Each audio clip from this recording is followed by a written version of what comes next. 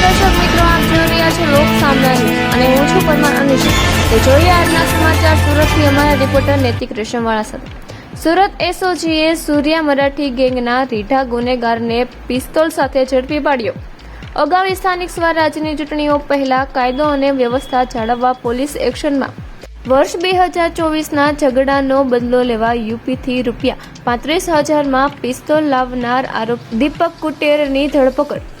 પકડાયેલા આરોપી વિરુદ્ધ અગાઉ હત્યાની કોશિશ અને NDPS સહિત કુલ 16થી વધુ ગુનાઓ નોંધાયેલા મળી હતી ને અગાઉ એક 3 મહિના પહેલા એક જે આરોપી છે એને હવામાં ફાયરિંગ કરતો અમને વિડીયો મળી આવેલો હતો।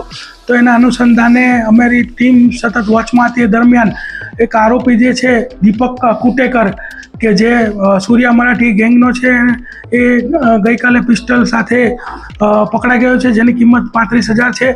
અને એની પૂછપરછ દરમિયાન એણે જણાવ્યું કે એને અગાઉ હિતેશ સોલંકી કરીને વ્યક્તિ છે એની સાથે દુશ્મની ચાલતી હતી, એટલે રોહિત ઉર્ફે મુન્ના દૂધ મારફતે આ જે પિસ્ટલ છે એ લાવેલો। અને મુન્નો દૂધ ઓલરેડી જેલમાં છે અને આ ગુનામાં પણ વોન્ટેડ છે અને આર્મ્સ એક્ટ કલમ 25(1) કે જેની આજીવન કેદની સજા છે એના અન્વયે જે છે ગુનો દાખલ કરેલો છે। સર, આ આરોપીનો કોઈ ગુનાહિત ઇતિહાસ છે? કઈ ગેંગ સાથે સંકળાયેલો હતો?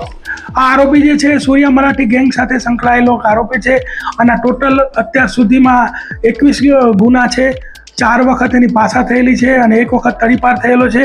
અને આ ગુનાઓમાં મુખ્યત્વે એટ્રોસિટી, રાયોટિંગ, ફાયરિંગ, મારામારી, ખૂનની કોશિશ અને NDPSના ગુનાઓ દાખલ થયેલા છે।